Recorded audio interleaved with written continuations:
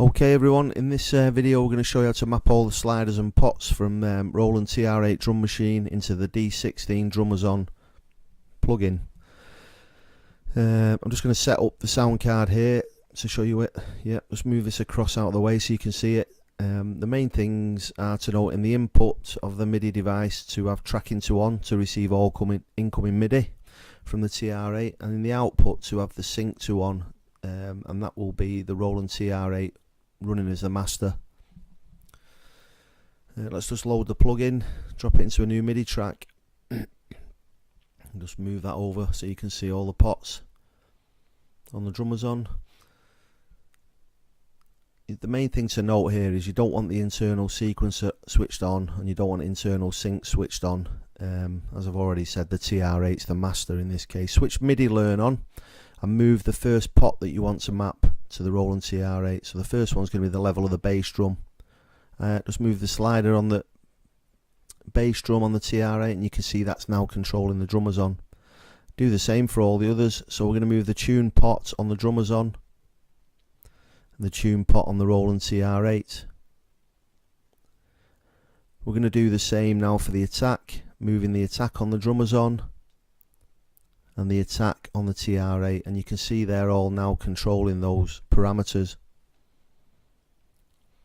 The decay and the decay on the TR8. Obviously here we've got compression on the TR8 that controls compression sound effects, and we don't have that on the Drumazon, so I've matched that to pitch. You can choose, you can map it to tune depth if you want, but I've sacrificed tune depth on the bass drum. You can't map all parameters on the bass drum and the snare and the toms because there's 6 parameters on the Drumazon. So just copy that for each device, each instrument, sorry. It's not so bad for the last 6 because they've all only got 3 parameters, which perfectly matches the TR8's interface. It's only got 3 parameters for each, 6 voices at the end. You'll then be left with, you switch MIDI learn off and save your MIDI CC file. I'm not going to save mine here in this case because I've already saved my default one with maps all the pots and sliders. I'm going to load it up now to show you. I've mapped them all previously. Mine's set as a default MIDI CC map. I'll show you how to do that in a sec. So move any of the sliders or pots now on the Roland TR8 and they'll be mapped exactly as you've set them to be mapped when you were doing the MIDI learn process for each one. Just check that they're all working and they're all right. I'm going to load up now bass drum pattern, and you'll see that it triggers the Drumazon bass drum exactly as you would expect.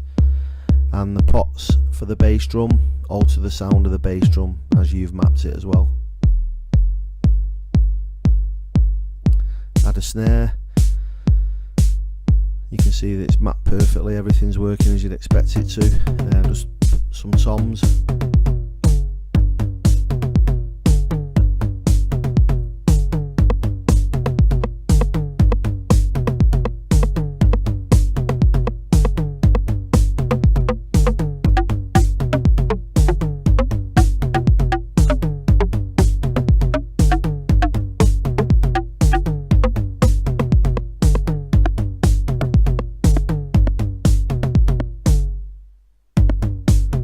See the start stop, the TR8's the master. So there you go, that's how you do it. I think I'll show you now how to save this as a MIDI CC default map, so that every time you load Drumazon up, it loads this up so you don't have to do this process every single time. And there you go.